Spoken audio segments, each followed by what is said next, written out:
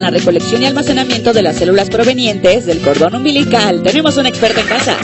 Carlita, es maravilloso saber cómo es que el cordón umbilical, aparte de que provee vida durante el proceso de gestación, también puede proveer vida posterior a esto. Vamos a platicar con Diana Pierre, quien es directora médica del Banco de Cordón Umbilical, acerca de este tema sumamente importante y que, por decirlo de alguna manera, se ha puesto de moda por beneficio a nosotros, los seres humanos. ¿Cómo estás? Bienvenida, Muy gracias bien. por acompañarnos. Ay, gracias por invitarme. Bienvenida. Ahora, que tenemos mucho de qué platicar el día de hoy, ¿por qué guardarlo? ¿Por qué guardar el cordón umbilical? Ok, bueno, a partir más o menos de 1992 se empieza a ver la posibilidad de guardar la sangre del cordón umbilical porque esta, como tú dices, es generadora de vida.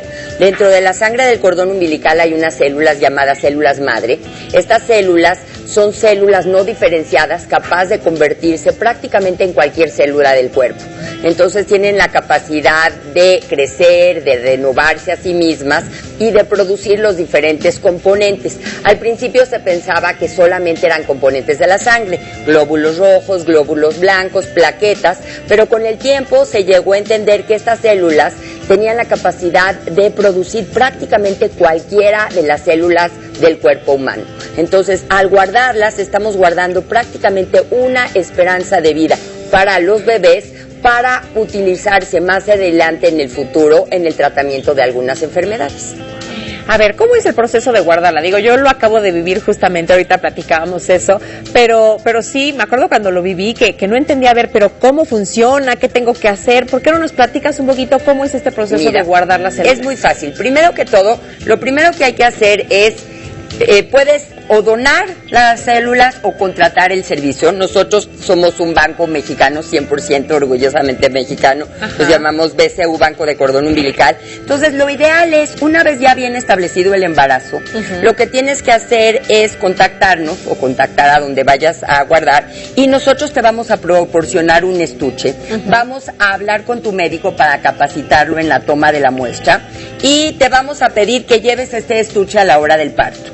En la hora del parto, lo único que va a hacer, antes de eso vamos a pedir que llenes unos papeles y te van a hacer una historia clínica para determinar que seas una persona que sea apta para guardar la sangre del cordón umbilical, que no tengas ninguna enfermedad que te sacan análisis, ¿no? De hecho, te toman unas muestras, como 6 muestras de sangre. Exacto. Una cosa así. Entonces, nosotros nada más, como esto es para uso de uno, esto es un banco privado para que uno lo guarde para uso personal, entonces solo te toman a la hora del parto, tú llevas y te toman una muestra del brazo para determinar que no haya ninguna enfermedad, como hepatitis B, hepatitis C, HIV, claro, SIDA o algunas enfermedades como Chagas o sífilis que puedan tener.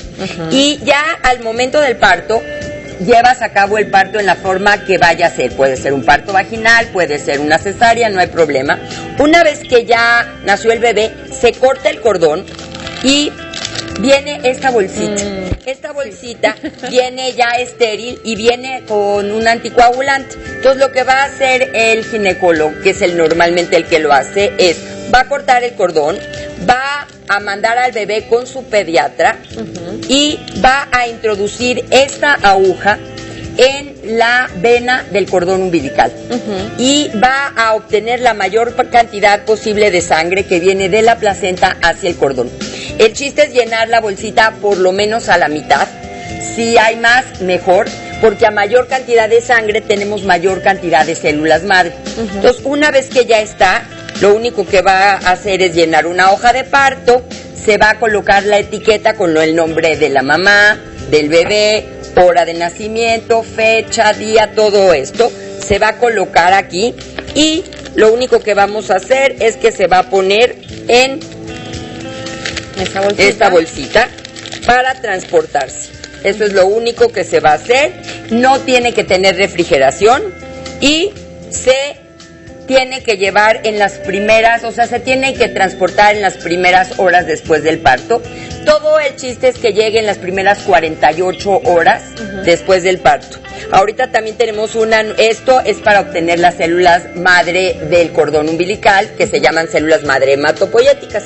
Pero acabamos de hacer una nueva cosa en donde también podemos guardar un pequeño pedacito del cordón se toma un pedazo del cordón y obtenemos unas células madre diferentes que se llaman células madre mesenquimales.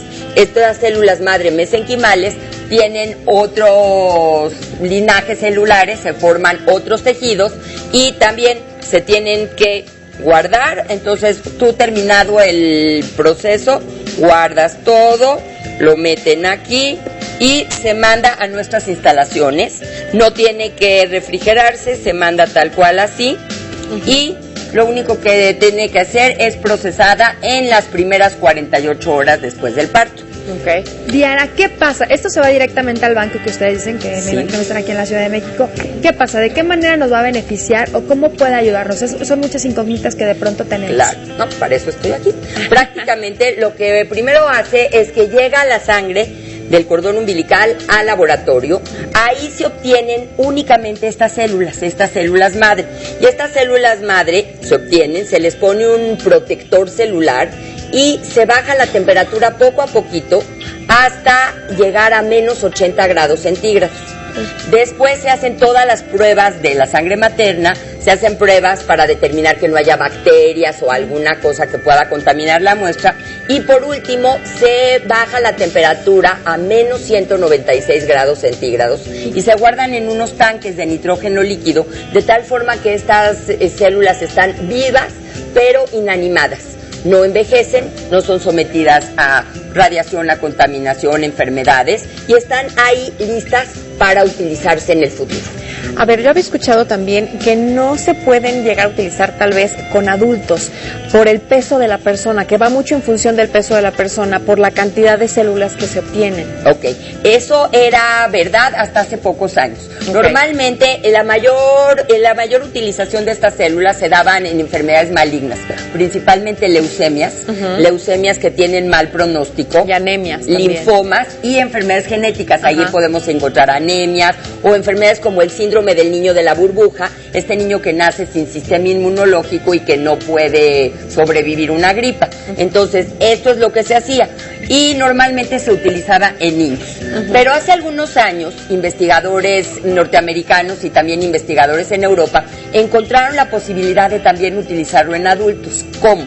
Utilizando 2 bolsas de sangre del cordón umbilical, una para que injerte y la otra para que ayude, o lo que hacen es utilizar una bolsa y una infusión de células T de uno de los de mamá o de papá, por ejemplo.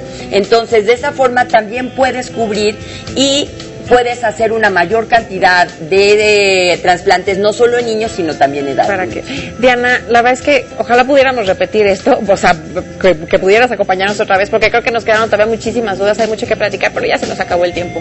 Muchísimas gracias por acompañarnos. Ay, ¿de qué? Ojalá que todos puedan guardarlo. Sí, vamos a continuar aquí en la casa.